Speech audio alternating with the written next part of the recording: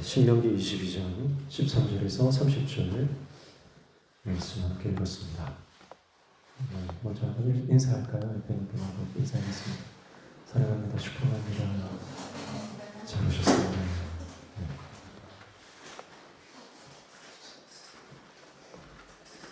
우리가 신명기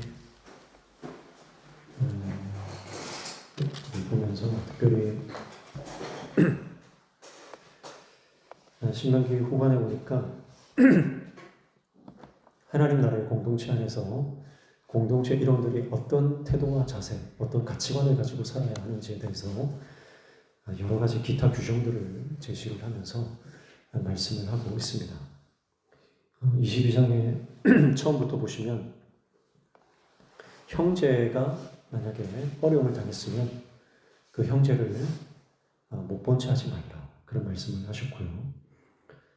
그리고 하나님의 창조 질서를 어그러뜨리지 말라, 그런 말씀도 하시고, 인간 세계뿐만 아니라 작은 미물들의 세계, 피조 세계에 있는 작은 짐승, 동물들도 그 생명이 존중되어야 된다. 그래서 이 신명기 말씀, 이 규정들을 계속 보면요, 결론은 그겁니다. 인간의 이기적인 욕망으로 살아가지 말고 절제된 삶, 또 하나님의 말씀의 규정에 그 합당한 삶을 살아가도록 하나님께서 계속해서 요구하시는 겁니다. 그러니까 하나만 가질 수 있는데도 더 가지려고 하는 것이 우리 사람이에요. 인간의 욕심입니다.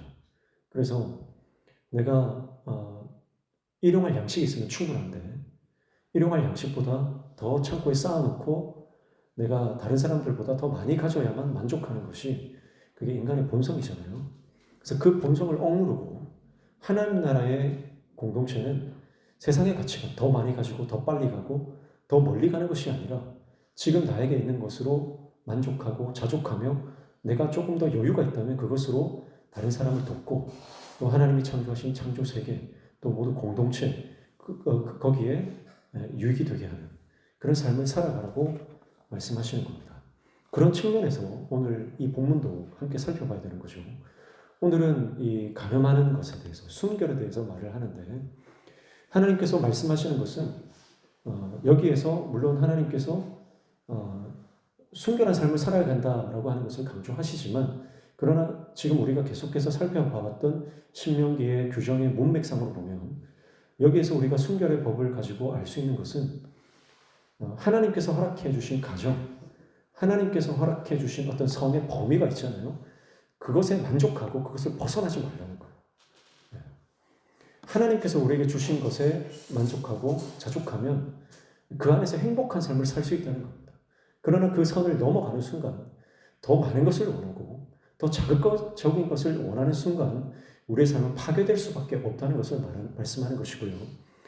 지금보다 이 어떤 치안, 그것이 더 굉장히 좀 열악했던 사회 아닙니까? 지금으로부터 3,500년 전 그때 시절이니까요. 그때는 지금처럼 어떤 행정이나 법 제도가 완비되지 않은 상황에서 하나님께서 주시는 이 가치관으로 살아가지 않으면 사회는 무너지고 그리고 사회는 붕괴될 수밖에 없음을 하나님께서 말씀하고 있는 것입니다. 그래서 22장의 한가운데 보시면 12절에 보시면 이런 말씀이 있잖아요. 너희는 너희가 입는 겉옷에 내 귀에 술을 만들지니라, 그렇게 말씀하잖아요. 그래서 뭐 앞에서 여러 가지 규정들 또 뒤에 규정들을 말하면서 좀 뜬금없이 이 옷의 모양에 대해서 말씀을 하시잖아요. 근데 이게 어쩌면 이 지금 22장에 나오는 가운데 나오는 어쩌면 핵심적인 그런 상징이라고 볼 수 있습니다. 그래서 유대인들은요 지금도 이 겉옷을 입죠. 겉옷을 이 탈릿이라고 하고요. 이 겉옷의 밑에 이제 내 귀에 달려 있는 술이 있잖아요. 끈같이 이렇게 이렇게 펄럭펄럭거리는 거 있지 않습니까? 그 술을 달아 먹는다고요. 그런데 그게 바로 유대인의 상징입니다. 그래서 유대인들은 반드시 이 술이 달린 겉옷을 입는 거예요. 그래서 이것이 유대인들의 어떤 자기 정체성이라고 볼 수 있고요. 그래서 하나님께서 이 술이 달린 겉옷을 입으라고 하신 이유는 걸어 다니면서 항상 이 밑에 보일 거 아닙니까? 밑에서 펄럭펄럭 하는 게 보일 거 아니에요? 그걸 볼 때마다 나는 하나님의 백성이다. 나는 하나님의 자녀다. 나는 나의 인간적 욕망을 쫓아서 살아가는 존재가 아니라 하나님의 말씀, 하나님의 규정, 하나님의 법을 쫓아 살아가는 인생이다. 하나님께서 나에게 명령하신 그 율법을 준행하고 순종하며 살아가는 백성이다라고 하는 것을 하나님께서 시각적으로 우리에게 보여주시는 거예요. 그래서 유대인들은 이 걸어 다닐 때마다 이 옷에 달려있는 그 술의 이 펄럭거림을 보면서 자기 자신이 누구인지 계속 생각하는 겁니다. 그러니까 여러분, 만약에 그 의미를 진정 깨닫고 그 가치관을 가지고 살아간다면 어려운 가운데 빠져있는 형제를 안 도와줄 수가 없는 거죠. 못 본 채 할 수가 없는 겁니다. 망가져가는 피조 세계에 인간의 욕심으로 더 그 세계를 나의 욕심을 위해서 유린할 수 없는 겁니다. 자연을 보호하고 생태계를 더 가꾸게 되어 있죠. 마찬가지로 오늘 본문에 나오는 어떤 이성에 관한 성적인 문제에 대해서 내가 하나님의 백성으로서 내가 이 하나님의 백성의 상징을 달고 살아가면서 이것을 벗어버린 채 어떤 나의 육신적인 욕망을 추구할 수 없다는 거죠. 사랑하는 성도 여러분, 이것이 오늘날 우리에게는 영적인 옷을 입어야 된다는 의미로 받아들일 수 있습니다. 그래서 예수 그리스도 옷 입는 것, 그것이 바로 우리의 영적 정체성, 우리의 신분이 되어서 우리가 살아가는 인생 가운데 하나님께서 원하시는 아름다운 삶과 개인적 삶과 또 가정 공동체와 교회 공동체를 이루며 살아가게 될 줄로 믿습니다. 그래서 결국은 하나님 나라 공동체에서 가장 어쩌면 중요한 그 원칙은 뭐라 그랬습니까? 공감이라 그랬어요. 공감. 그래서 여러분, 공감하지 않는 인생은 절대 다른 사람의 입장에서 생각해 볼 수가 없고 사랑을 베풀 수 없고 또 긍휼을 베풀 수가 없습니다. 자기 의로 충만한 사람, 자기 이 자아가 너무 강력한 사람은요 변화될 수가 없고 그리고 다른 사람의 입장에서 생각하고 배려할 수가 없는 겁니다. 그래서 지금 계속해서 하나님께서 이 신명기 규정들을 통해서 공감하지 않는다면 하나님의 뜻을 이룰 수 없음을 계속해서 발견하게 되는 거예요.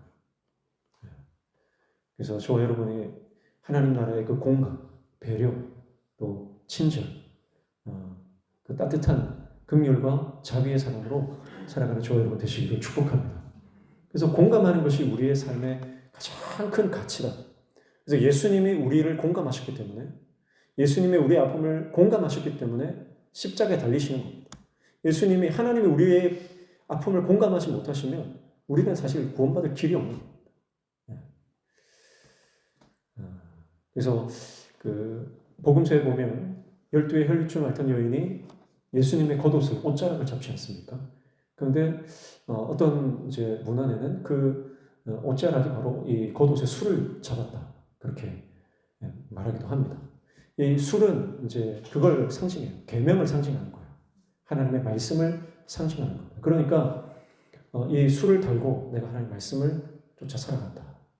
그것을 날마다 하나님의 율법, 하나님의 계명을 계속 상기하는 거죠. 기억하는 거죠. 그러니까 어쩌면 이제 이 12의 혈류증을 앓던 여인은 그것을 알기 때문에 예수님의 옷자락에 이제 달려있는 술을 잡는데 그게 무슨 말이에요? 말씀을 붙잡는 인생이라는 거죠. 내가 하나님 말씀 붙잡으면 살겠다는 거예요. 내가 주님의 말씀을 붙잡으면 나에게 희망이 있다는 거죠. 말씀 외에 희망이 없다는 겁니다. 사랑하는 성도 여러분, 오늘 우리의 인생에 하나님의 말씀을 붙잡는 인생이 될 때 우리의 심령이 천국이 되고 우리의 가정이 천국이 되고 우리 교회가 천국이 될 줄로 믿습니다. 말씀 외에는 없습니다. 말씀의 기준을 가지고 하나님께서 명령하신 그 말씀을 붙잡고 살아갈 때만 우리가 거룩한 인생, 순결한 인생, 깨끗하고 성결한 인생을 살아갈 수 있음을 말하는 겁니다. 그런데 문제는 뭡니까? 문제는 이 옷이 정말 아름다운 그런 상징이잖아요. 하나님께서 말씀을 통해서 유대인들을, 그 이스라엘 백성들에게 주시는 많은 상징들이 있잖아요. 뭐 미간에 기호를 삼고, 뭐 이마에 붙이고, 뭐 이 손목에 메고, 뭐 좌우 뭐 임방에 붙이고, 뭐 기호를 삼고, 오늘 이 옷에도 술을 달고, 또 남자 같은 경우는 할례를 하고, 그런 모든 어떤 외적으로 보이는 상징들은요 너무 아름다운 거예요. 너무 귀한 겁니다. 그런데 문제는 뭐냐면 그 상징과 기호들이 의미, 그 안에 있는 본질적인 내용은 쏙 빠지고 겉모양만 남아있는 게 문제가 되는 거예요. 그러니까 예수님께서도 뭐라고 말씀하십니까?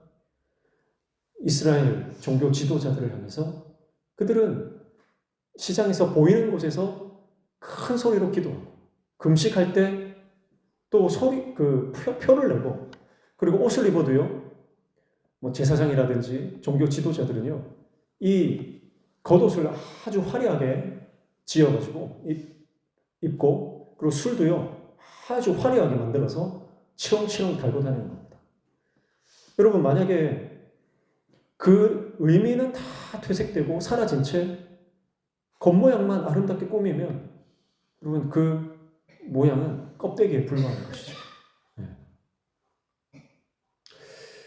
오늘날 유대인들이 가지고 있는 어떤 선민의식, 종교적 우울감, 종교적 그 신념, 여러분, 잘못된 신념이 얼마나 무서운지 아시죠?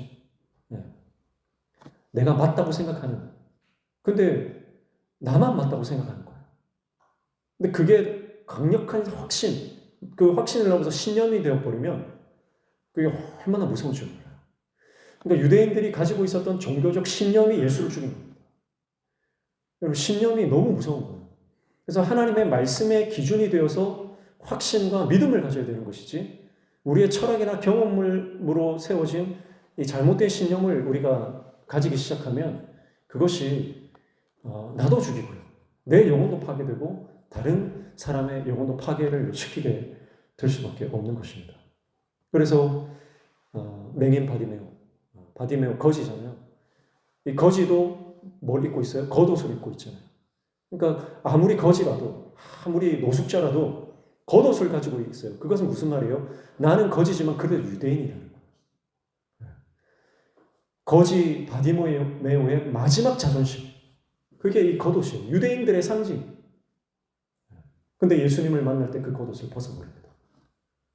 그게 껍데기에 불과하다는 걸 깨닫는 거예요.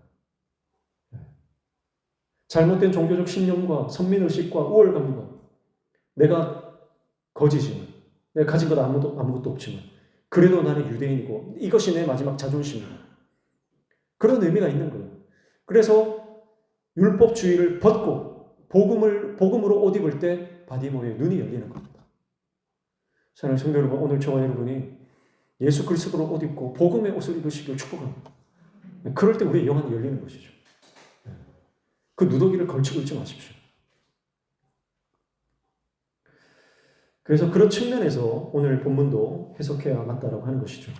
그래서 13절부터 21절까지는 순결에 관한 법을 말씀합니다. 14절을 먼저 보시면, 비방거리를 만들어 그에게 누명을 씌워 이르되 내가 이 여자를 맞이하였더니 그와 동침할 때에 그가 처녀임을 보지 못하였노라 하면, 그렇게 말씀합니다. 앞서서 말씀드렸지만 내가 가진 것에 더 이상의 것을 추구하는 것, 나에게 필요한 것, 그보다 더 많은 것을 추구하는 것이 그게 욕망이에요. 지금 이 경우는 그 욕망에 지배당하는 사람의 경우입니다. 그러니까 사랑하지도 않는데 그저 이 여자를 성적 대상으로 생각하고 결혼을 하는 겁니다. 그리고 이제는 미워져서 이 여자를 버리려고 하는 거죠. 버리려면 이 여자가 처녀가 아니다, 그걸 밝히면 버릴 수가 있거든요. 그리고 그 여자는 이제 사형을 당하게 됩니다. 그런데 오늘 말씀에도 그게 이제 누명인 경우예요. 누명. 그러니까 여러분, 우리가 인간적인 욕망으로 가득하면 하나님께서 내게 주신 은혜로 만족하지 못하고, 하나님께서 나에게 주신 모든 이 땅에 내가 누리고 있는 선물들에 대해서 내가 자족하지 못하면 다른 사람의 인생을 파괴하는 인생이 될 수 있다는 겁니다. 그래서 누명을 씌워서라도 내가 편해지고자 하고, 다른 사람을 모함해서라도 내가 원하는 것을 얻고자 하고, 다른 사람을 짓밟아서라도 그 사람의 삶을 망가뜨려서라도 내가 원하는 자리에 올라가려고 하는 것이 인생이라는 거죠. 그래서 누명을 씌우는 겁니다. 그래서 이 말씀은요, 그렇게 함부로 누명을 씌울 수 없도록 한 여인의, 지금 그때 당시에는 여성의 인권이 비교적 굉장히 보호받지 못하는 상황이기 때문에 하나님께서 그 여성의 인권을 보호하기 위해서 함부로 누명을 씌울 수 없는 제도를 만들어 주시는 것입니다. 그 제도가 뭡니까?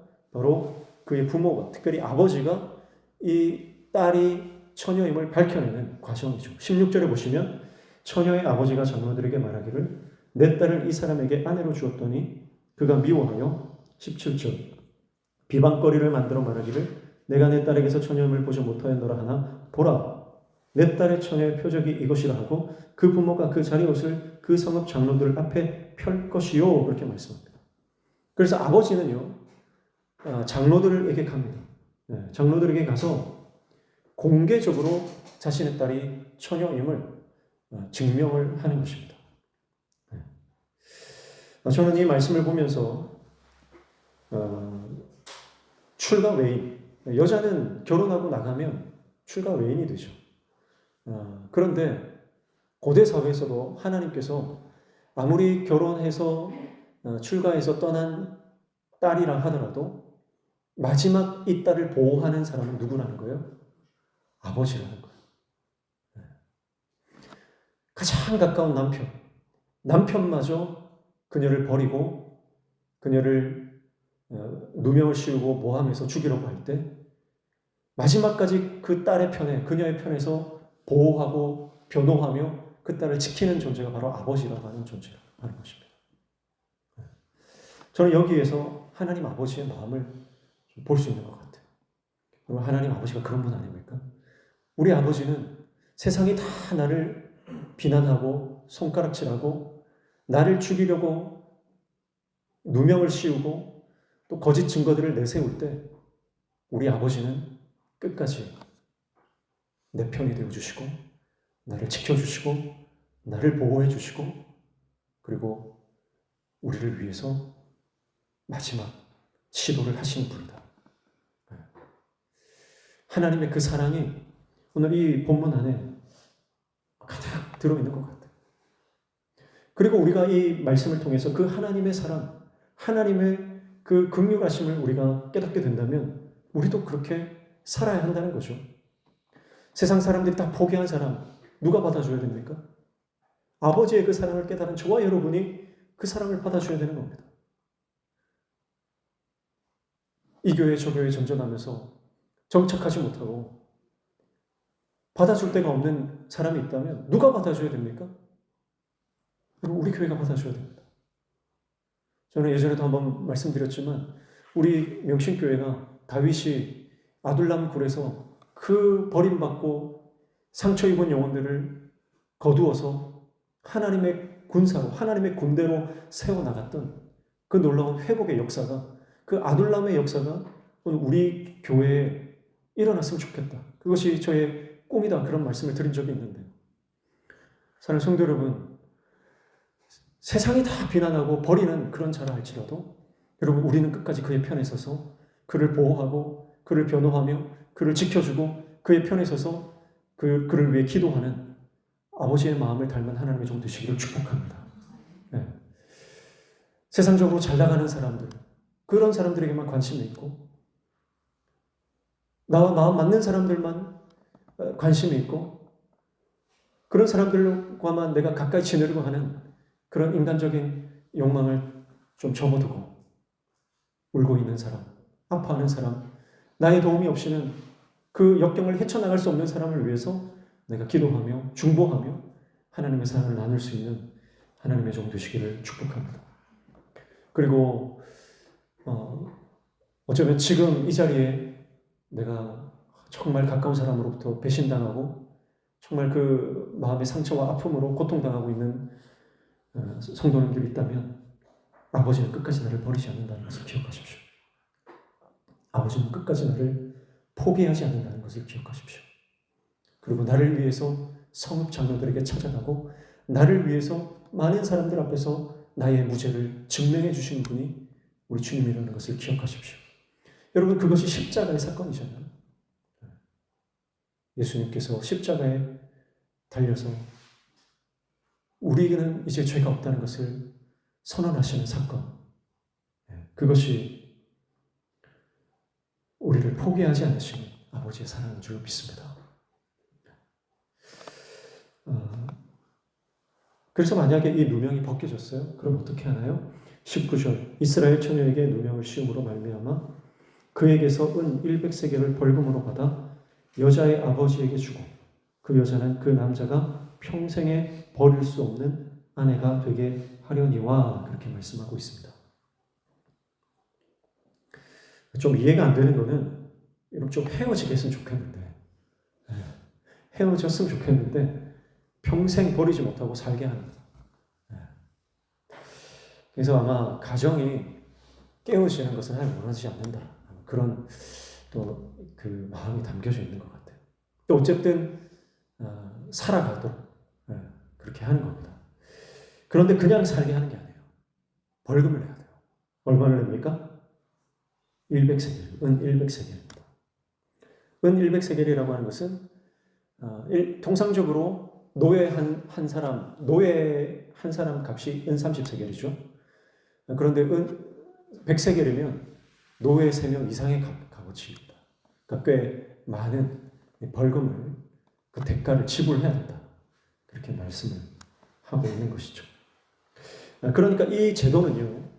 함부로 아내를 자기가 취한 여인을 버리지 못하도록 하는 그런 보호의 인권, 여성의 인권 보호하는 제도다라고 하는 것을 확인할 수가 있습니다.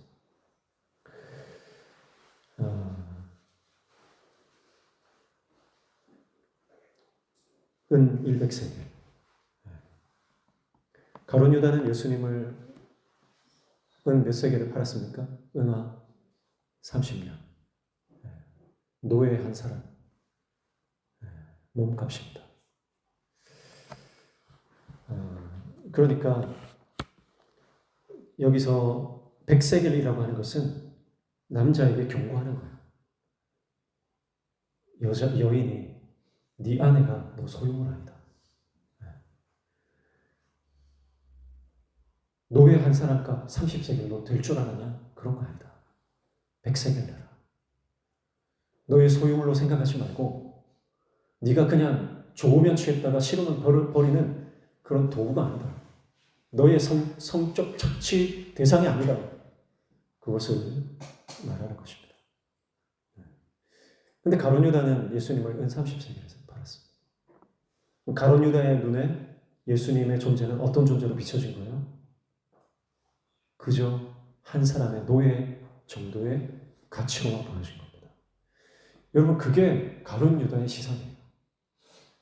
유다의 시선은 이제 더 이상 예수님은 나에게 가치가 없다. 그러니까 몸값 30냥이면 충분하다. 그래서 그 30냥을 받고 예수님을 팔아넘긴 거죠. 어쩌면 여러분, 우리가 신앙생활 하다가 우리도 가룟 유다처럼 그렇게 변질되어서 예수님을 바라볼 때 여러분, 예수님은 우리가 어떤 돈으로 환산할 수 없는 가장 귀한 어떤 보석보다도 귀한 분이잖아요. 그런데 어느 순간 우리도 예수님이 세속적인 가치로 그렇게 바뀌어 보이기 시작한 하나님께서 예수 그리스도의 핏값으로 사신 이 교회도 어느 순간 돈으로 환산되기 시작하고 나에게 맡겨주신 사명, 정말 내 목숨보다 귀한 이 사명도 어느 순간 세속적인 가치로 평가되어지기 시작합니다. 여러분, 그게 가룟 유다의 시선이에요. 내 시선이 세속적인 가치관으로 채워지기 시작하면요, 예수님마저 은 30냥으로밖에 안 보인다는 겁니다. 그러나 주님의 시선은 어떻습니까? 주님의 시선은 한 영혼이 천하보다 귀하다. 어떤 형편에 있든지, 어떤 위치에 있든지, 어떤 성별을 가졌든지, 나이를 가졌든지 상관없이 예수님이 보시는 시선은 한 영혼 한 영혼이 천하보다 귀하다. 아니, 내 모든 것을 포기하고 내 모든 것을 다 희생해서 바쳐도 아깝지 않을 만큼의 가치다. 예수님은 우리를 그렇게 보시는 거예요. 사랑하는 성도 여러분, 오늘 저와 여러분의 시선이 예수님의 시선으로 바뀌어주시기를 축복합니다. 은 30세겔, 은 뭐 100세겔 그런 가치가 아니라고 하는 것이죠. 자본주의 경제 논리 안에 살아가는 저와 여러분이 여러분 우리에게 돈으로 환산할 수 없는 귀한 가치들이 있습니다. 우리의 영혼과 우리의 생명과 또 인격과 또 관계와 그런 정말 돈으로 환산할 수 없는 가치들을 우리는 어쩌면 어느 순간부터 돈으로 환산하고 계산하는 그런 세속적인 가치관으로 변화되지 않았나. 우리 자신을 돌아보며 오늘 우리가 하나님께서 본래 보시는 그 가치로 회복되어지는 은혜가 있기를 축복합니다. 그렇게 해서 21절 결론적으로 마지막에 보니까 너는 이와 같이 하여 너희 가운데서 악을 제할지니라. 악을 제할지니라. 뭐가 악이에요? 다른 사람을 함부로 모함하고 파괴하는 것. 내 욕망을 위해서 다른 사람을 모함하는 누명을 씌우는 그 모든 것들 하나님 볼 때는 악이다.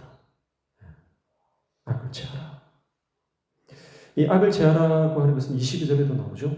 어떤 남자가 유부녀와 동침한 것이 드러나거든 그 동침한 남자와 그 여자를 둘 다 죽여 이스라엘 중에 악을 제할지니라 그랬습니다. 이것은 명백한 간음죄죠.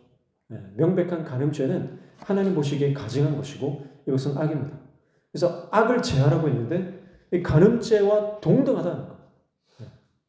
간음죄와 동등하다. 그래서 만약 이 여인이 정말 간음을 했다면 죽여서 악을 제하는데 그것은 앞에 것까지 다 포함되는 거라고 볼 수가 있습니다. 자, 그리고 23절부터 24절까지는 만약에 약혼한 여인이 남자와 동침하게 되면 어떻게 합니까? 그들도 다 사형입니다. 그런데 성 밖에 있는 경우는 다르죠. 성 밖에 있는 경우. 그래서 25절에 보면 만일 남자가 어떤 약혼한 처녀를 들에서 만나서 강간하였으면 그 강간한 남자만 죽일 것이오. 이렇게 말합니다.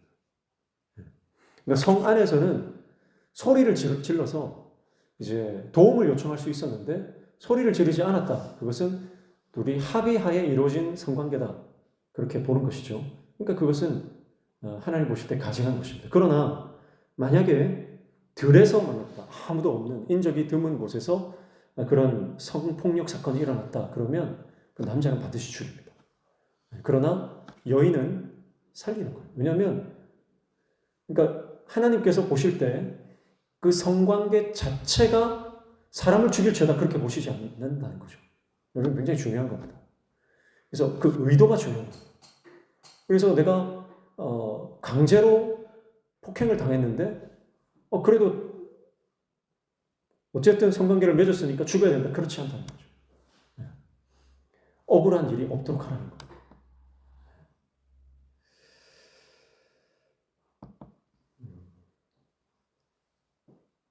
그리고 28절부터 29절에는 만약에 처녀와 총각이 결혼하지 않았는데 동침했다. 그러면 어떻게 합니까?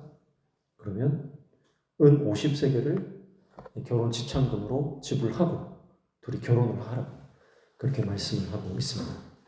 그리고 평생 그를 버리지 말라. 그렇게 말씀을 합니다. 자, 그러니까 사랑의 책임이 따라야 된다. 그 말씀을 하고 있죠. 사랑의 책임이 따라야 되고 처녀 총각이 혼전 성관계를 가졌다면 반드시 결혼을 하고 끝까지 책임을 져야 된다. 그 말씀을 하고 있는 것입니다. 결국 하나님 나라 공동체는 인간의 욕망이 지배하지 않는 사회를 만들어가라 말씀하시는 것이고요.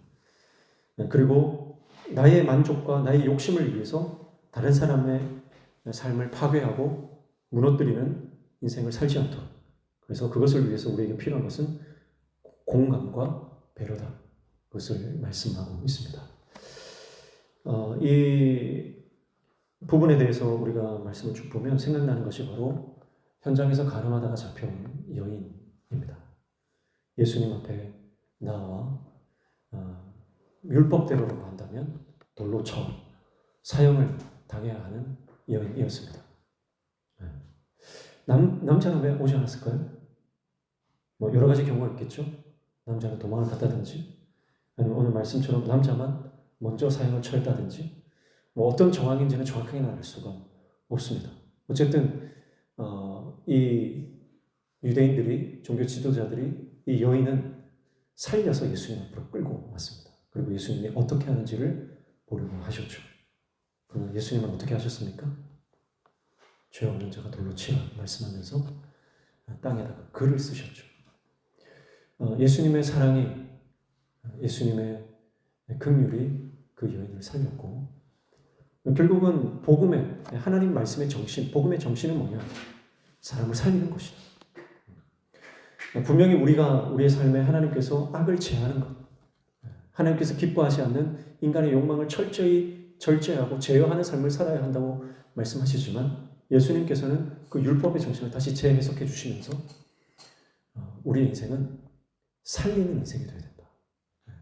정죄하고 비판하고 죽이는 인생이 아니라 살리고 회복시키고 다시 일으켜 세우는 인생이 되어야 된다라고 말씀하시는 것입니다.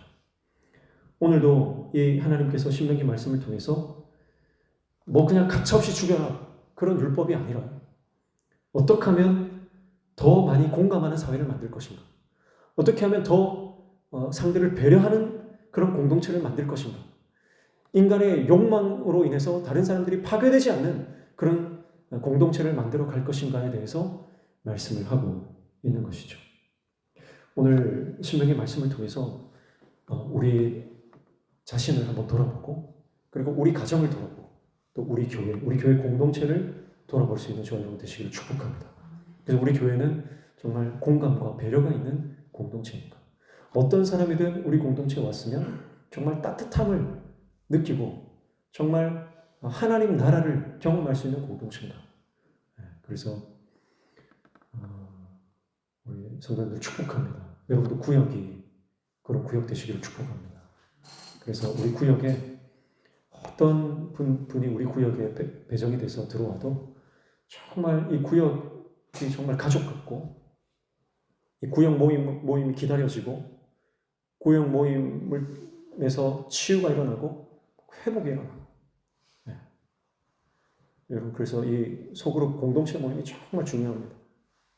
그 공동체 안에서 정말 회복이 일어나면요, 그 영적 파급력은 어마어마합니다. 그래서 구역 모임 하다가 막 회복되는 일들이 막 일어날 때, 여러분, 그것이 온 교회로 확장될 줄 믿습니다. 청년들은 매주 소그룹 모임을 하잖아요. 우리 청년들이, 어떤 청년들이 우리 공동체에 찾아와도 정말 우리 청년회는 따뜻한 공동체구나. 들어왔는데 뭐 보는 둥 마는 둥 하고 늘 비난하고 막 그렇게 하면 안 되죠. 지금 문화가 그렇습니다. 지금 문화는, 젊은이들의 문화는 막 깎아내리는 문화잖아요. 서로 막 깎아내리고 비난하고 막 놀리고, 그게 어떤 그 문화인데요. 교회는 그 문화를 거슬러야 돼요. 그래서 격려하고 위로하고 따뜻하게 맞아주고, 그래서 우리 청년부에 한 번만 오면 계속 오고 싶어지는 청년뿐만 아니라 우리 모든 구역, 우리 모든 소그룹, 우리 남성교회, 여전교회 되시기로 축복합니다. 그래서 우리 소그룹들이, 또 우리 가정들이 그렇게 살아날 때 우리 교회 공동체가 하나님께서 꿈꾸신, 예수님이 꿈꾸셨던 그 아름다운 공동체로 우리가 회복되어 많은 영혼들을 살려내고 많은 영혼들을 회복시키는 귀한 하나님의 교회로 쓰임받게 될 줄로 믿습니다. 모든 허례 허식 다 벗어버려야 됩니다. 의미 없는 겉모양들 다 버려야 됩니다. 저는 우리 안에 여전히 자리 잡고 있는 우월감과 선민의식, 잘못된 종교적 신념들, 이런 거 다 버려야 됩니다. 다 버리고 오직 예수 그리스도로 옷 입고 우리를 사랑하시되 끝까지 사랑하시고 우리를 포기하지 않으시는 아버지의 그 사랑으로 우리의 심령이 채워져서 그 사랑으로 날마다 사람을 살려내고 영혼을 구원하는 저와 여러분 되시기를 주님의 이름으로 축복합니다.